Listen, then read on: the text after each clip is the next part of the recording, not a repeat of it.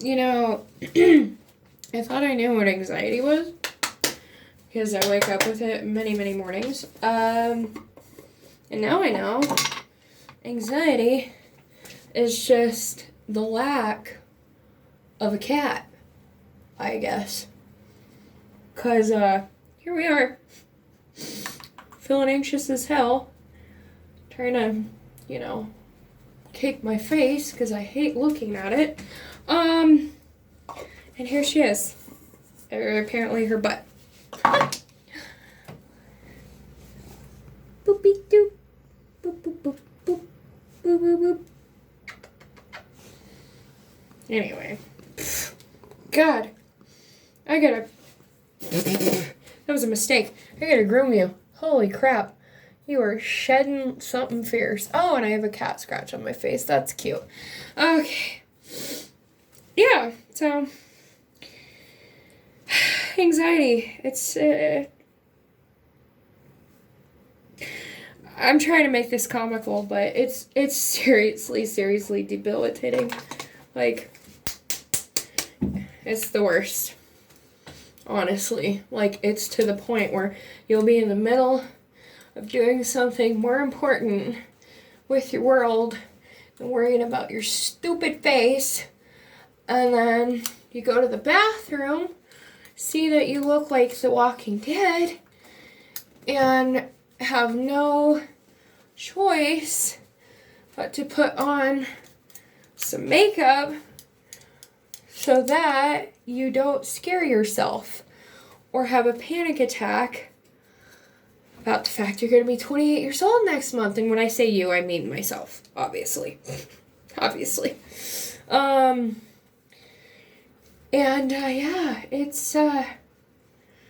it's beautiful. It's a beautiful experience.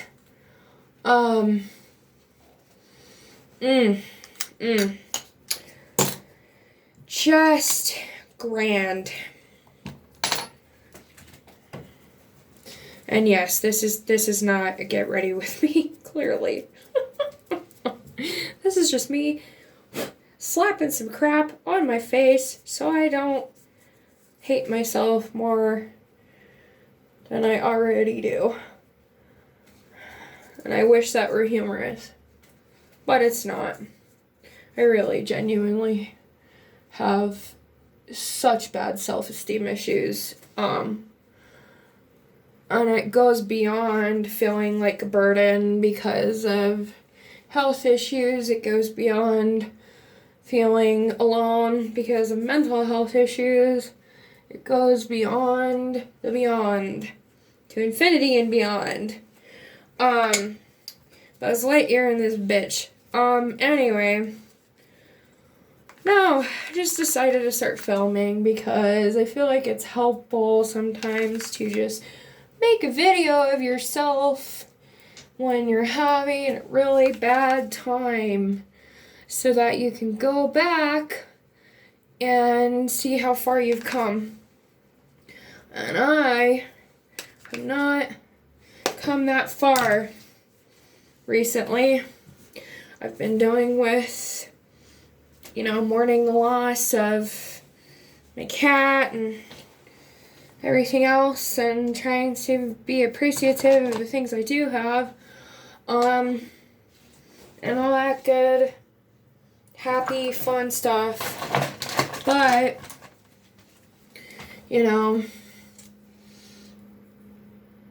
it's not been the best lately with myself and my family. Just need a little bit of color on here. I don't want intense red. So that's what I do. I put some Kat Von D on my lips and then blot it off and kind of blend it out. Just so my lips show up a little bit better. Yeah. So hopefully I can look back on this and find some value in it. Taking this off. starting to get hot. That's another thing anxiety does, is it makes your temperature and body just do weird stuff. You start to sweat and this, that, and the other. Oh my god, there's cat hair all over me. Thanks, Himari. Appreciate it. And she's white, and I have a black shirt. But yeah, the sweating, the handshaking.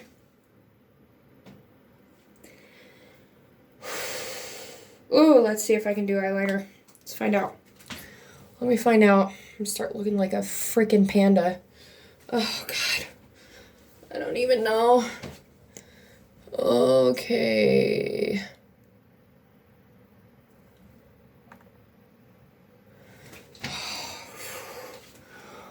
Oh, yeah, that ain't it. That ain't it, Chief.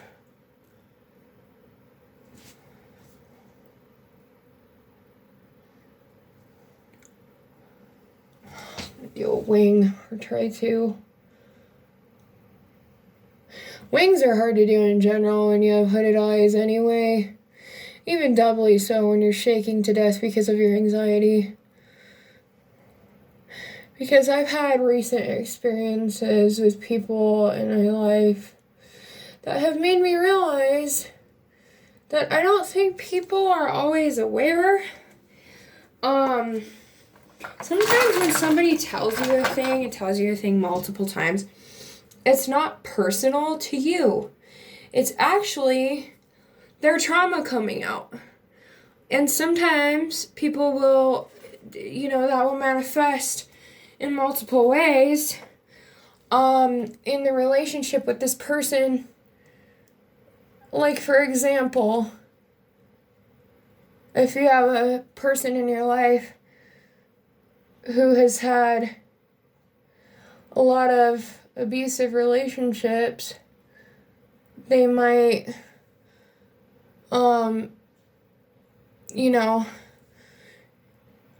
have learned reactive abuse, and they might get over the top and crazy with you for seemingly small things because they find that to be normal. Like that's been their normal experience with other people, so they use that type of thing in relationships as a communication tool when it's really just toxic. That's an example I have, like immediately starting to yell, starting to run away, or whatever it may be, like avoidance or really aggressive behavior could be two examples of the opposite kind of way to cope or communicate. And then another example could be like, if somebody's had a lot of like people in their life that only valued them for one thing. Like, for example, if you have a woman friend who's only been, treated as though their body is the only thing that's been important, or treated by men like that, because they're a woman, they expect attraction, or they expect, certain things to happen. You may not have done that to them, but that girl might react to you the same way because it's been done so many damn times. It's not personal to you, and I think that's something that people don't realize, like, it,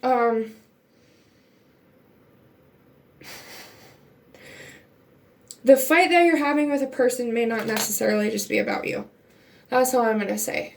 Like, and realizing that or recognizing that, especially when someone talks to you about their trauma or has opened up about it in the past, and you rather than remember that and everything, you just keep getting offended or keep making it personal or taking everything that that person tells you and continuously beating them up like, oh, well, I'm not that person, I'm not that way, I did this, it's like sometimes you just need to step back and be like, okay, clearly this person has been hurt by other people, and clearly this goes deeper than just their interaction with me. So what can I do to make this situation better? Rather than continuously arguing your character with this person.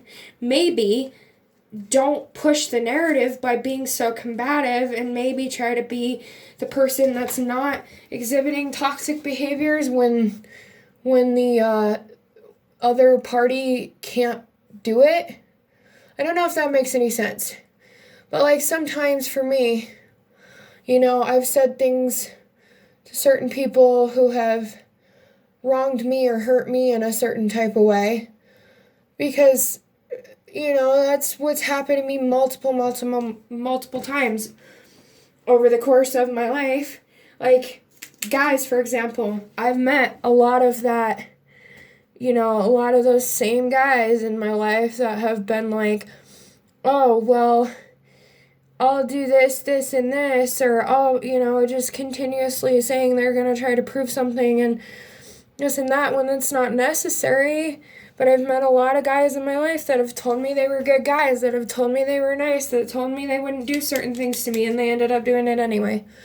So of course I'm traumatized. Of course I've been hurt. Of course I've learned to be defensive. Of course, that's how our primitive brain survives traumatic events. And I had a relationship with a much older man that was a complete malignant narcissist. And that totally, because that happened, years ago now. And he's out of my life. But I still find myself, even with my male friends, I still find myself scrutinizing them as though they have those traits in them or have the potential to have those traits in them, like my ex, who is a malignant narcissist, had. Just because they happen to be of the same sex or gender, and just because they happen to have had relationship problems, I always, in the back of my mind, wonder if it's because they secretly have the same toxic, abusive traits that my ex had. And it's a horrible thing to admit. It's a horrible thing to be a reality, but it's, I'm 27 now. I'll be 28 next month, and I feel like it's better to realize it now than never, So, I've realized that that's a thing, and I pretty much realized it just today, honestly, which is why I'm making this video, because I feel like that makes it more real. I guess this is what we're working with, whatever. It's better than nothing. Okay. Better. Alright. But yeah, it's better to realize it now than later, I suppose. And that's kind of where I'm getting at, is, I've had anxiety all day because of a certain interaction, and I just am tired of explaining till I'm blue in the face the reason why I respond a certain way to this person who, just refuses to understand that it's not just about them. I feel like we get in that mode. Like, when we're hurt by a person, we just take every single thing they say personally and take it to an unhealthy place and an unhealthy level, and I can understand why. But when you're telling somebody the opposite is true, or you're trying to tell somebody that,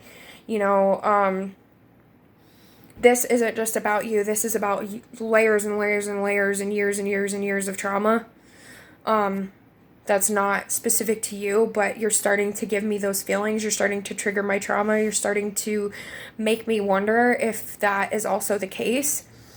Like, when someone says that to you, maybe step back and ask yourself why, instead of just blaming that person for, oh, you're putting me into this box and you're, this and that. And it's like, no, I'm not. I'm letting you know that the reason why there's issues right now is because I have issues, and I just wish that other people would know, like, when I try to explain that to them, it's not making an excuse, it's not, It's not copping out of hurting their feelings. It's a genuine thing that's happened to me that I have had to deal with for a really long time. And when that part of my brain, that fight or flight, is triggered, it's extremely hard to see past. It's just hard to see past. Like, it's hard not to categorize things a certain type of way when your brain is screaming to you that this is what is happening and you need to protect yourself. And that's kind of like part of anxiety, I think, is just that flight or fight response is activated constantly, maybe for seemingly no reason. And I wish people would just understand that that is literally the part of the brain that is activated when there's anxiety, when there's PTSD triggers, when there's stuff like that going on in the head. And you can't expect to be somebody's exception all the time. When you're dealing with somebody who has serious trauma and serious mental illness, you can't expect to be the exception every single time. To be the person in their life that they never doubt, that they never question, that they never put into a box, that they never fear, that they never avoid, that they never push away. You cannot expect that. It's too much to expect from someone who's been through all that. And it's also too much. It's not too much to ask to try to be a little understanding, in my opinion. Like, if you refuse to be understanding and refuse to see beyond your own pain that the person's trauma is causing you, that's selfish. That's fucked up. Like, you gotta step back sometimes and understand that the person that is maybe verbally attacking you or pushing you away or avoiding you or telling you are triggering that response in their head is not saying that they are making a definitive character judgment about you specifically. It's that person telling you, screaming at you, hey, I already have this thing wrong with me, and you're like poking a caged animal and not giving a single fuck. Could you please not? That's sometimes what it is. And I feel like a lot of people fail to understand that when they're dealing with somebody who has PTSD and anxiety. And that's just something that I decided to throw on my camera because I'm shaking so bad. And I'm so embarrassed and I feel so weak. But at the same time, like, I feel like this is things people need to hear.